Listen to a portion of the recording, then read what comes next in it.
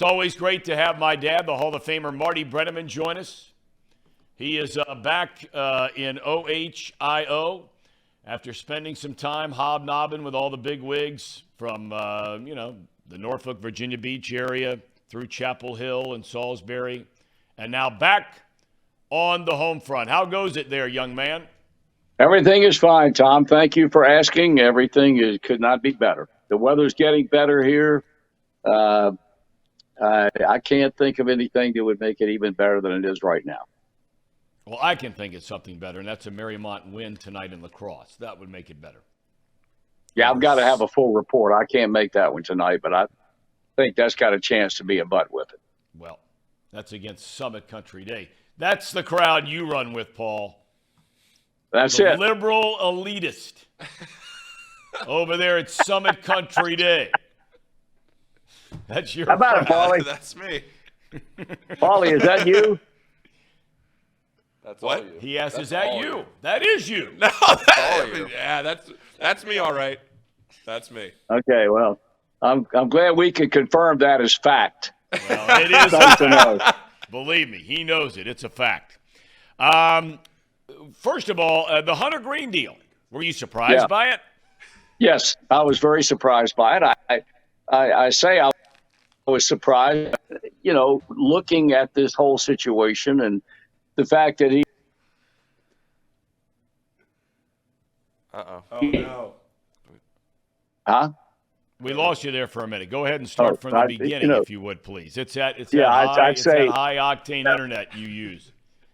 Yeah, I know that. I said that, I was initially surprised, but not so much when I started to think about it, given the fact that he's, 23 years old. His ceiling is limitless. Not surprised at all. However, I think it begs the question then, what are you going to do with people like Nick Lodolo and Graham Ashcraft? I mean, the so-called big three. You've cast your lot now with Hunter Greene. But at this stage of their careers, I don't know that anybody could say with any certainty that Hunter Greene is going to have a better career than Nick Lodolo and or Graham Ashcraft. At the same time, again, going back to what I said initially, after I got over this somewhat surprise, I realized that in the long term, it's probably going to be a pretty good deal for this club. We had talked about it last week about how the Reds were going to have to do something with the number 4 and 5 spots in their rotation because, you just look at the last 2 starts combined, Overton and then Sessa giving up 9 in the first inning on Sunday. He had to gobble up a couple of more innings after that, but those 2 guys just weren't getting it done, and most people feel like Sessa's better in the bullpen anyway.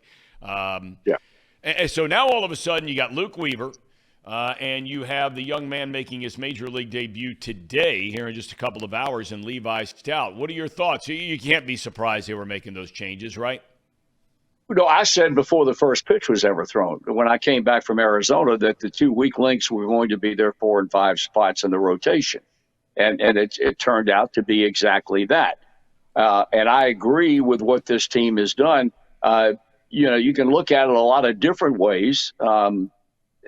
But at the same time, given the inability of Overton and Sessa to pitch well in any of their starts, whatever you do can't be any worse.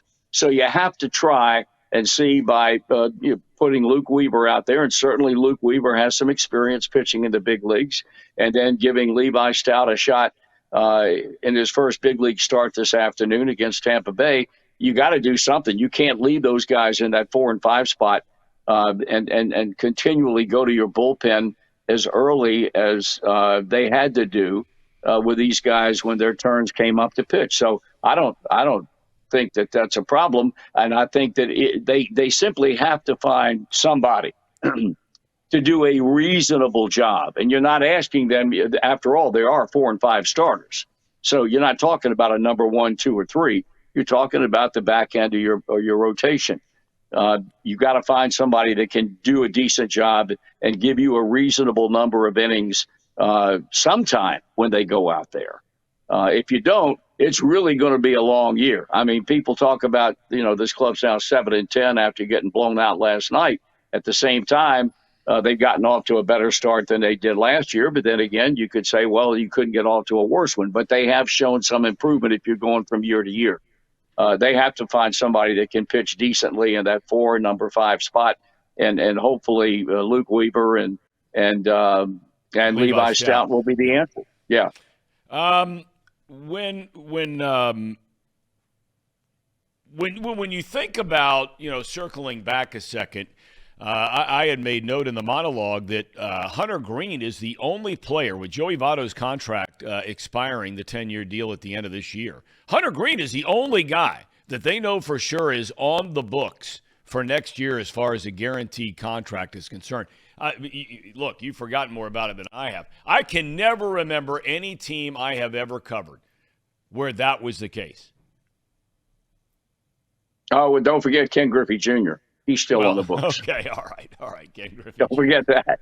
Right. But no, I know what you're saying, and I would concur with you 100%. I can't remember ever that this franchise has gone into a season that they did not financially owe anybody any money as they were positioned to do until the announcement about Greene's contract. But still, that's the only one. And if you average it out, what he signed a 6-year contract for, or 9-year, well, how many years was it? 6 years for $53 million. Okay, so you're talking roughly $9 million a year. Let's face facts now. I mean, in this world of professional athletics, that's pocket change. So I think they're in a great position to do what they did with Hunter Greene. And also, it makes you wonder if they were willing to commit to Greene right now, and all the speculation beyond 2023 relevant to Joey Votto and the option that the club can pick up. It's a one-way option. It certainly would appear to me to believe that they have no intention of picking up that option beyond 2023. If they're willing to commit that kind of money to Hunter Greene, even though it is $9 million on average per year. You say that, and I wonder, and this has to be true because in business in general, and the Reds are a business, you've got to have your 1-year plan, your 3-year plan, your 5-year plans from an economic standpoint, et cetera, et cetera. Everybody out there knows that. Now, all of a sudden, this Bally's sports thing. We saw this coming from, 8 miles away. I said it on this show months ago. It was going to be the single biggest story in sports period this year. How it's going to affect the only sport it's not going to affect is the NFL, but hockey, NBA, baseball. Okay, now we know some further details have come out about how in the Reds situation, they're in a very different situation than the teams that already filed a lawsuit against Bally's in the Guardians, the Brewers, and the Twins and the Diamondbacks, where they didn't get their money either. And they lumped into a lawsuit with Major League Baseball. The Reds are in a different scenario, apparently, because when they negotiated their deal in 2017, part of that deal, rather than getting a lot more money cash handed to the team, was the Reds were given an ownership stake in Bally's. So technically, they can't be a part of a lawsuit against Bally's because they're part owner of Bally's. What do you think is going to happen? Are you hearing anything about what might happen here? No, I mean, I was told a month ago, don't worry about 2023. That's no matter what happens, that's taken care of. The Reds will be on TV, on Bally Sports for the rest of the season, no matter what happens. The elephant in the room, obviously, is what happens beyond 2023. And I've heard no speculation whatsoever in terms of what might occur, who might be involved in it, who might be interested in it, if anybody. It's going to be, and I'm sure that there are things going on behind the scenes right now, almost 24/7, trying to figure out how we're going to keep all these teams on television and available to their loyal fans on a year-in, year-out basis, a situation that nobody has ever had to deal with in the history of television and baseball at the big league level. This is, you're walking a path that nobody's ever had to walk before. Major League Baseball, I assume after May the 6th, they're going to pick up all expenses as far as the Reds are concerned for till the end of the season. I don't know where you go after that. As I say, I think it's going to be a very interesting thing, and it's the type of thing that has to be addressed right now. They have to do something about this looking down the road to 2024. They can't wait next week or next month or in July. They've got to deal with this thing because it's going to come upon them very, very quickly. And what direction they go in is truly going to be very, very interesting to watch as this whole thing unfolds. Yeah, I don't know how baseball. I don't know how in the world that they could have gotten themselves in the position that they're in right now. It's beyond my comprehension to deal with a company that overpaid to begin with, rights fees in order to manage 16, 17 teams. Yep. And the teams not step back and scratch their heads and said, well, wait a minute now. Let's look at this whole thing and how much of an expenditure you people have and whether or not we're not going to have a problem down the road. And maybe somebody did say that. And whatever answer they got coming back to them satisfied them. I don't know. But it's a real mess. There's no question about that. And as you said, it's not particular to baseball. It's the NHL and it's the NBA also. You know, the thing that I don't understand, and it's above my pay scale, but I know people that I could call and ask about this, and I'm going to certainly do that over the weekend because you need time to try and dissect this, is the thing I have a hard time understanding, and it's got to be, like you said, for what they paid to buy these RSNs. Technically from Disney, Fox was forced to spin this off in an FCC deal. Disney bought it. Then turned around and sold it to Sinclair, the parent company of Bally's, Diamond Sports, whatever you want to call it. But, I mean, this was a money-making machine when Fox had it. Many will remember that when Fox had this thing, that's when News Corp decided to split off into two different companies where they had Fox Television, Fox News, the Big Ten Network, and the RSNs all under one umbrella because they were printing money on this deal. And now all of a sudden, here we are 3 years out of their ownership of this thing. Two companies have since bought it. And now you got one losing their ass where they can't pay anybody. I just don't know how that happens. Does this mean Fox is smarter than everybody else in this situation? I don't know. I mean, I don't know if it has something to do with the fact that, when they started this thing, they owned the whole thing. And so it wasn't like you were buying it for, $7 billion for somebody else. There were startup costs, but not to that extent. I don't know if all of a sudden the rights fees went through the roof, where all of a sudden in Fox's days, although Fox was the one who negotiated this deal with the Reds in 2017, they still, I don't know. Anyway. We'll see how it all plays out. But, when I look at, you and I have talked about Rob Manfred. I give him all the credit in the world for pushing through these rule changes because it has made the sport far more enjoyable to watch. But I have a hard time believing that he's really got this plan in place to keep games on the air for some of these teams. Oh, I agree with that. He's been vague other than saying that, we've got a plan in place that hopefully will take care of this problem and has not extended himself any further than that by way of explanation. This may be one of the greatest tests that he's ever been confronted with in the years in which he's been commissioner of baseball.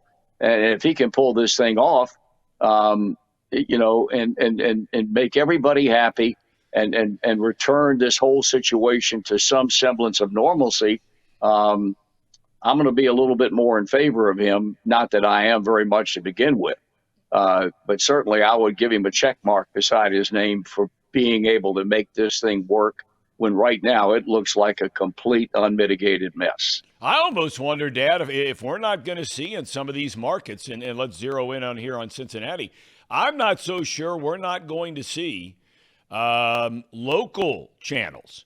Now, Sinclair owns Channel 12 here in town, so I don't know how that whole thing would work. Again, I'm not smart enough to figure it out. But, I mean, if you're Channel 19 and you're Channel 5 and you're Channel 9, I mean, could you see where they just go, roughly 50 number of games, and they have 3 different, stations televising the games? Well, you bring up an interesting situation. I mean, it's certainly thought-provoking. The only question, the biggest question I would have in a situation like that, and we can all go back to remembering, at least you and I can, remembering because you were a part of it, when Channel 5 was the sole owner of the Reds on television in this market forever.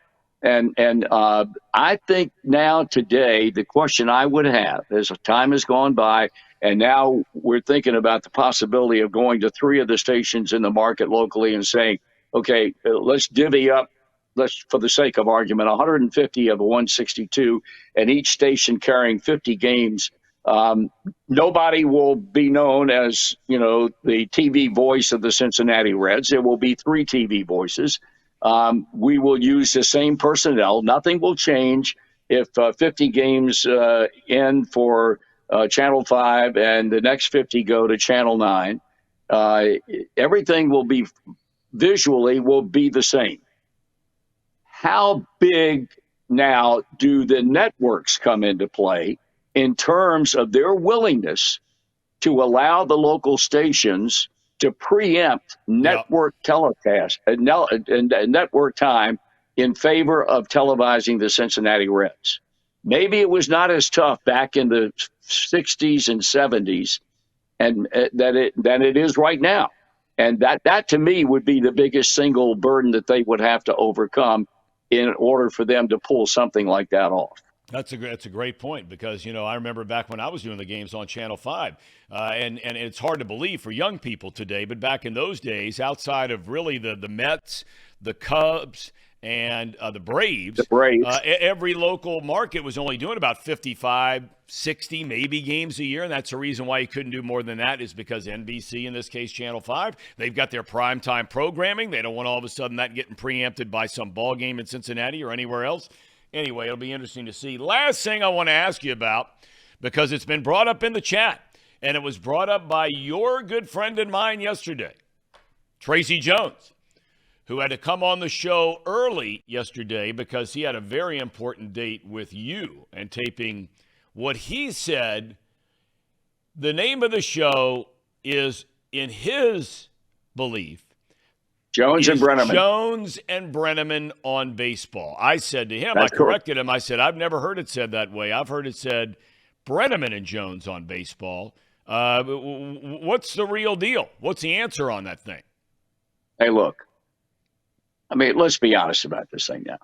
We all know it's Brennaman and Jones. If he wants to live under the delusion and it makes him feel better to call it Jones and Brennaman, all I'm doing is extending the hand of Christian fellowship to him and allowing him to call it whatever the heck he wants to call it. Well, that's very kind of you. Very kind. I mean, we have an affection for Tracy Jones. Yeah. I know you do. I certainly do. Whatever makes him happy, because he's got a little diva in him. And so you have to play to that, and you have to try and temper that. And if you can do that by calling the show Jones and Brennaman on baseball, then I'm good for that. I don't care. Are you comfortable with him giving marital advice to Casey McAllister, who's about to get married in June? Tracy has offered him a lot of advice, whether it's financial, whether it's, intimacy, whether it's whatever it is, even raising funds for his wedding coming up in June. Are you comfortable, knowing Trey, you know him better than the rest of us, are you comfortable with him giving that kind of advice to a young, impressionable young man? Casey, this is a word to the wise. I would be very, very careful. I would not be impetuous in pulling the trigger on any facet of your impending marriage and something that you hold dearly and hope that it lasts for a lifetime. especially coming from him. That would not be a good idea on your part. And I think down the road, if you cast your lot with everything that he recommended that you do, you just might as well bend over and kiss your bud goodbye. 'Cause it's I think that is the most sound advice I've had throughout the whole process, Marty. Well, I feel better now for Thom having asked that question and me giving an opportunity, being given an opportunity to offer you some advice, albeit in a very, very general sort of way. All right. Well, Dad, we thank you. Casey, thanks you. Paul, anything you guys have before we let him go? He's a busy guy. He's got stuff going on. I do have one thing. I've been meaning to do this. I just keep forgetting it. It's on my table. I have an invitation for you, Marty, to the wedding.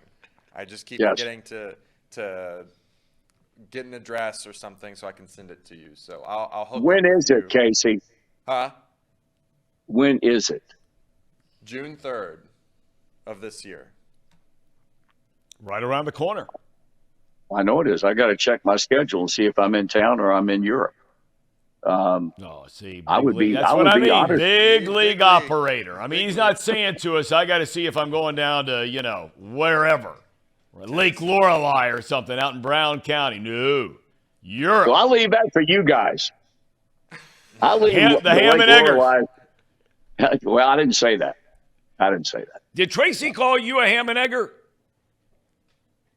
No, I don't think so. Why? Oh, he said he did. See? He did. Well, see, he also is susceptible to telling falsehoods. So Yes, he that's is. another reason why I'd be careful. All right. Well, Dad, we'll let you go. We thank you as always for the time. A big hit in our chat. Everybody, wanting to just tell you hello, and they miss you doing the games and all that kind of thing. So thanks for the Thank time you. today. All right, buddy. Good talking with you all. All right. See you we next love week. you. We'll talk to you I later. love you too. All right. Bye-bye. See ya. Now, there you have it, Casey. Now, that's real advice. And you got to remember now,